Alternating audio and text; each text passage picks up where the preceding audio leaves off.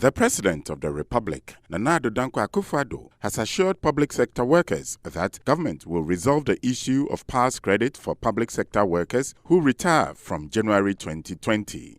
According to President Akufo-Addo, government through NET will pay the difference in the lump sum payments between the beneficiaries of PNDC Law 247 and those of Act 766 for those retiring in 2020 with effect from 1st January 2020 to 31st December 2020.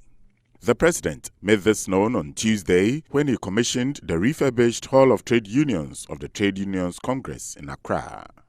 Government through NET would pay the difference in the lump sum payments between beneficiaries of PNDC Law 247 and those of Act 766 for those retiring in 2020 with effect from 1st January 2020 to 31st December 2020. The President recalled the contents of a letter sent to him by the Secretary General on behalf of the TUC, requesting his intervention to correct the injustice and unfairness in the implementation of the three-tier pension system.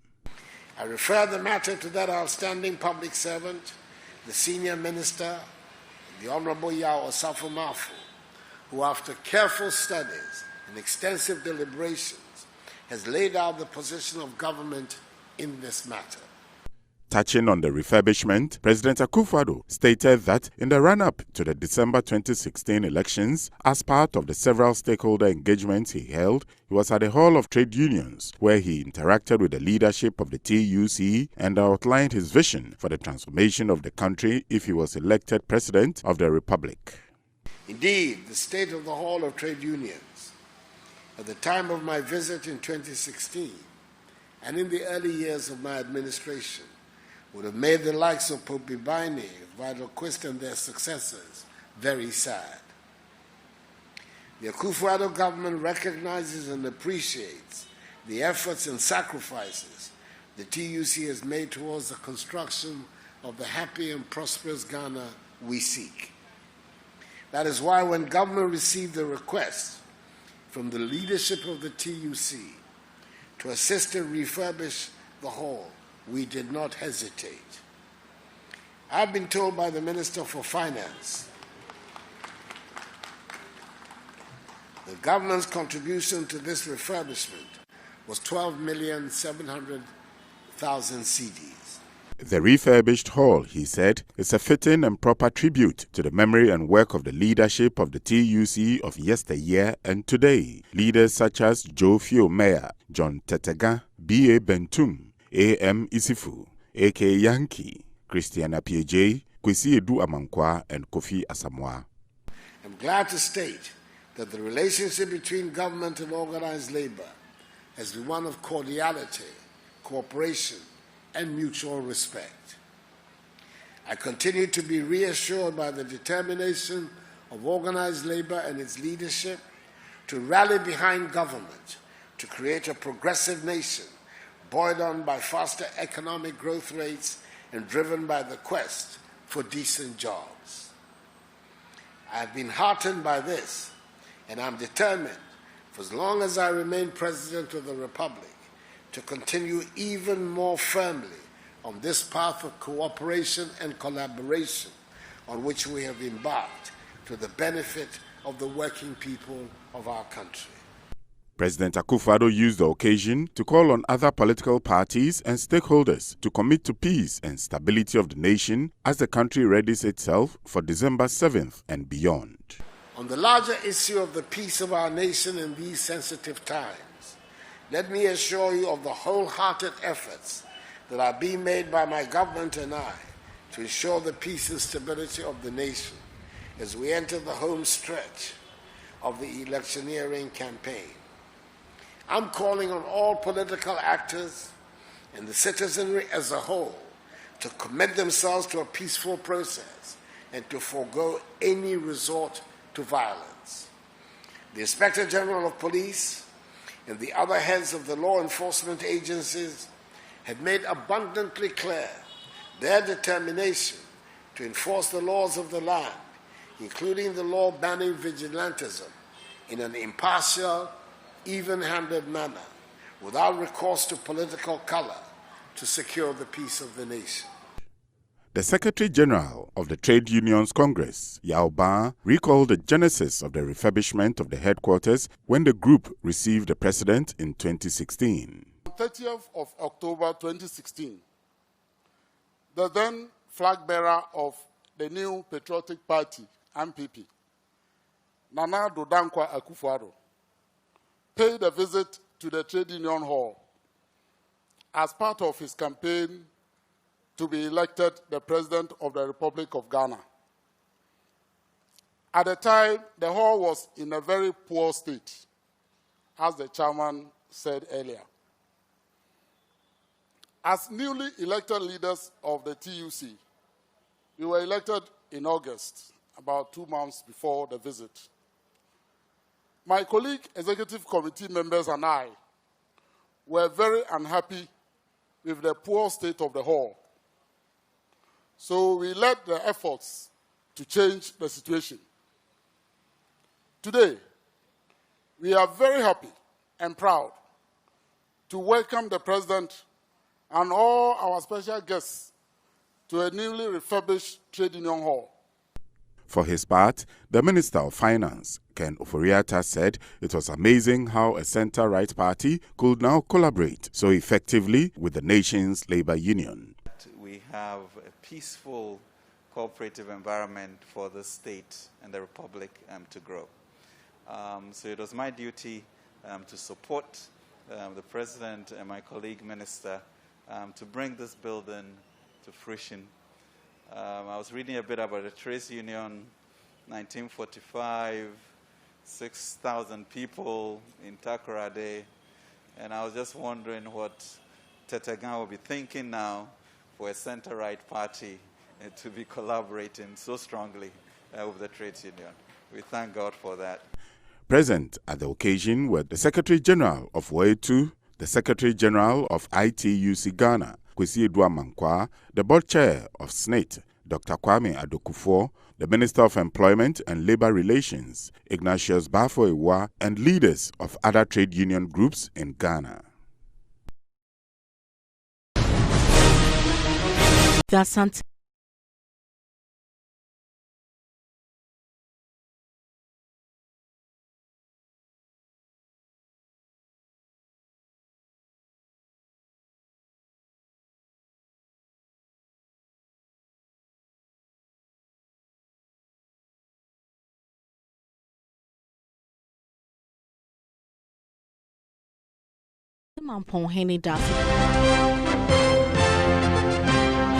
The second has paid glowing tribute to the competence and professional prowess of Vice President Dr. Mamudu Bawumia. Vice President Mamudu Bawumia paid a courtesy call on the Mampong Hene ahead of his tour of the Mampong ancestry areas on the second day of his Ashanti regional tour. In a remark to welcome Dr. Bawumia and his entourage, the Mampong Hene hailed the Vice President's economic competence, adding that it complemented the leadership of President Akufo-Addo and also impacted positively on the country.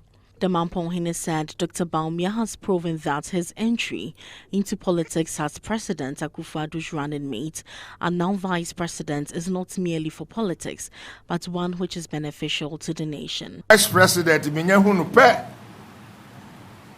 Tosso di Bako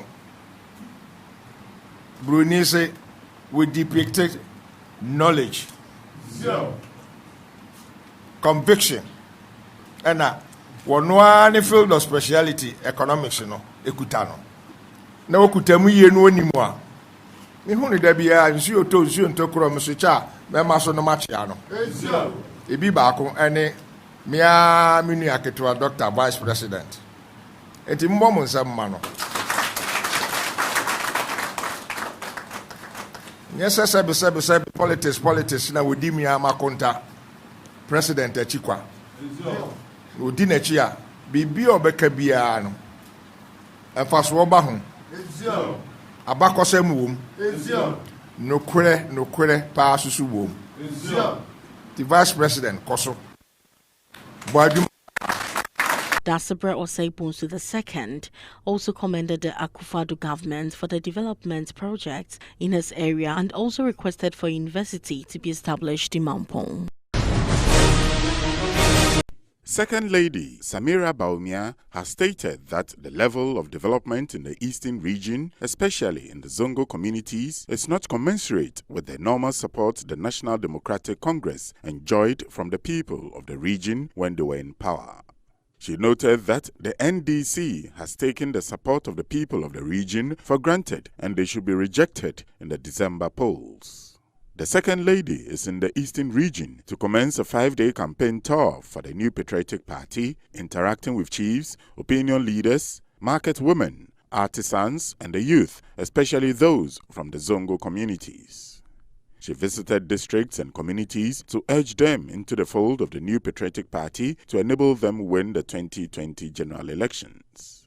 Samira Bawumia received a rousing welcome from the sympathizers of the NPP at Ayakoste Zongo in Suhum, where she addressed a durbar of Zongo chiefs, women, and youth leaders. She was welcomed on arrival by regional NPP executives and supporters amid chanting of party songs and jama with slogans such as "For more for Nana to do more."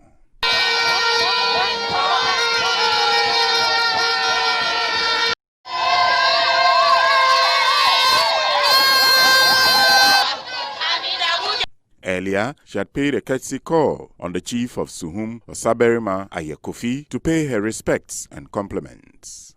Osaberima Ayekofi, in his address, lauded the New Patriotic Party government for their good policies for Ghanaians. He called for peace and unity among the party faithful as they go out to campaign in order to help the party attract floating voters.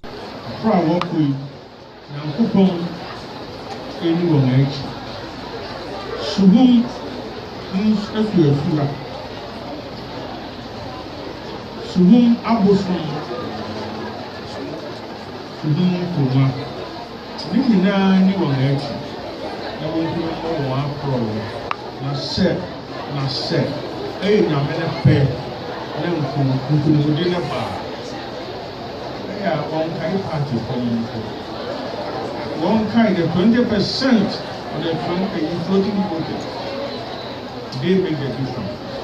Hajia Samira Bawumia, in her interaction with the Suhum Zongo chiefs, appealed to them to vote in the December 7th polls to retain the New Patriotic Party in power to continue its good works. She said going around the region, one can see the development that is ongoing and the people are happy with the government as they've seen unprecedented development in the first term of any government. Wanda ya zo gida kuma na san an karbe shi da alhamdulillah. Mun san lokacin siyasa ya zo, isa ya kamata mu zo gida mu tunasar da kanmu, kamar alhairi ya zo gare mu. Cikin maganan sarki shi da kanshi ya nuna mu da kamar ayyuka da yawa aka kawo muna daga zangonga. To in kawo muna ayyuka da yawa, me ya kamata mu yi? Sarki mai son ka, she kai ma ka so shi. Wanda ke son ka, in zai shi wurin alhairi bai cewa bari in je koshi she ni ma na koshi sannan ne mai kan baka wani. Ya ce zo mu je tare she in na samu kai kuma ka samu. NPP shi ke son musulmi. NPP kadai ne fatin da ya je da musulmi gidan sarauta. NPP shi ya je da musulmi Flagstaff House, Jubilee House, shi ya kai Qur'ani Jubilee House. Yau albarkacin NPP musulmai muke cin sarauta. Last election da aka yi zangonga NPP ba mu samu ba. Allah in aka kidiya vote zangonga na son in aka kidiya a ce mun ci daga zangonga. The Suhum Zongo chief, Alhaji Gariba Abubakar, for his part, enumerated some policies that the Zongo communities in Suhum have benefited under the NPP government and applauded the New Patriotic Party for their good policies. Through the hard-working municipal chief executive, the Muslims, we have had 500 both females and males to kill her. This current government as I would say, energetic, industrious, and hard-working government. May the Almighty Allah reward you. President Nana Dankwa Akufo-Addo on Tuesday inaugurated a 13-member reconstituted board of the Ghana Boundary Commission (GBC), urging the body to ensure the speedy demarcation of the country's lands and maritime borders to stem conflict with Ghana's neighbors.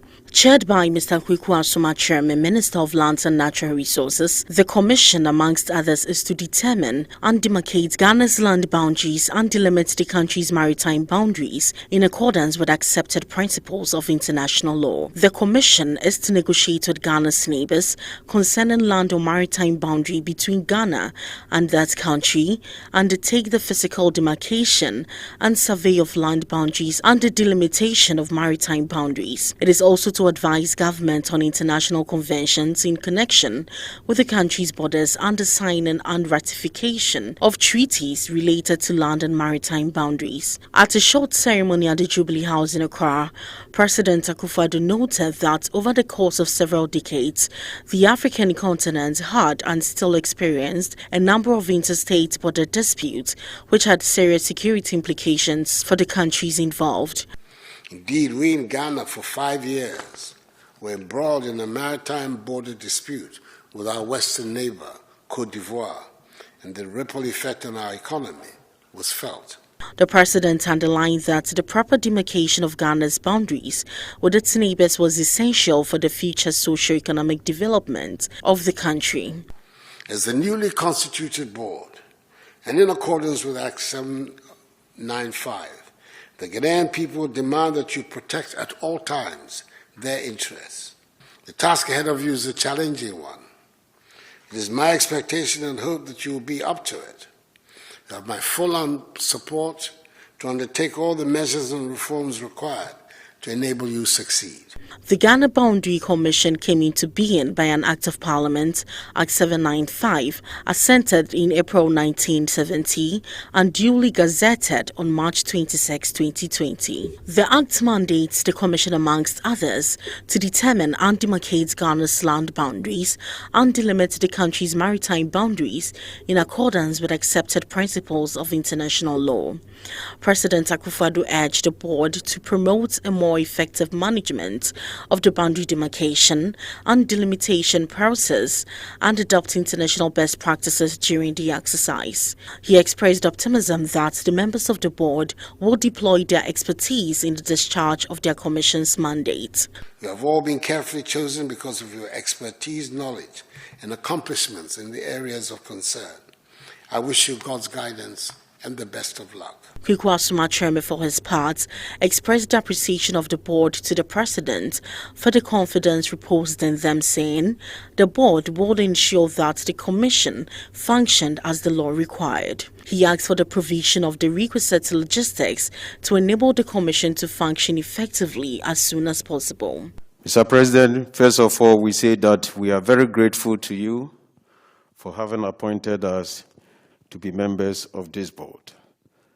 I wish, first of all, to say that the main objective of the Commission is to protect and secure the interests of the Republic of Ghana by determining and demarcating land boundaries and delimiting maritime boundaries in accordance with accepted principles of international law and cooperation with neighboring countries. President, we give our word that we will function as the law requires and your expectations will not come to zero. We are so grateful to you, Mr. President. The board also includes Madam Shelley Ayoko-Botwe, Minister of Foreign Affairs and Regional Integration, Madam Gloria Ifua-Akufo, Attorney General and Minister of Justice, Mr. Dominic Nitiwo, Minister of Defense, and Mr. Solomon Ajete-Soa, a representative of Ministry of Energy. The others are Madame Paulina Susanna Nada Kwan-Ade, representative for the Ministry of Food and Agriculture, Mr. Nathaniel Amunu Wilson, representative, Ministry of Transport, Mr. Sylvanus Kofi Adjonu, representative for the Ministry of Local Government, and Mr. Tankpio Benedict Derry, representative of the Ministry of National Security. The rest are Mr. Francis Talungo, representative of Customs Excise and Preventive Service, Mr. Michael Enam Dodo, representative, Ghana Institution of Surveyors, Professor J.S.Y. Kuma, representative of Ghana Institution of Geoscientists, and Dr. Eric Yabwa, representative of Academic Institution. Mali's transitional president, His Excellency Bandao, has thanked the President of the Republic and Chair of the ECOWAS Authority of Heads of State Nana Dankwa Akufo-Addo for the role he has played so far in helping to resolve the political impasse in Mali. At a meeting held at the Kulubu Palace, the seat of the Malian presidency, on Sunday 11th October 2020, President Ndao applauded the decision taken by President Akufo-Addo to convene a meeting to resolve the deadlock in Mali immediately after his election as ECOWAS chair.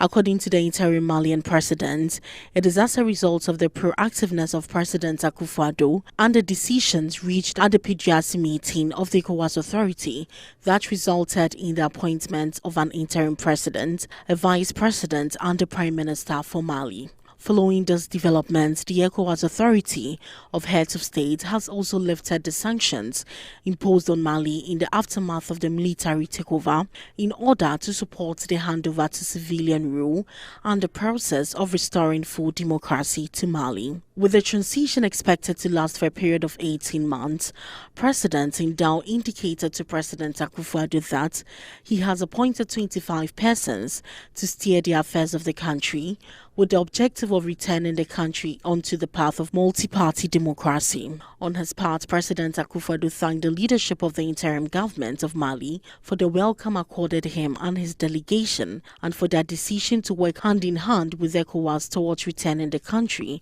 fully to civilian rule. He assured President Ndao of the unalloyed cooperation of ECOWAS towards the progress and development of Mali and ultimately the enhancement of the standards of the Malian people.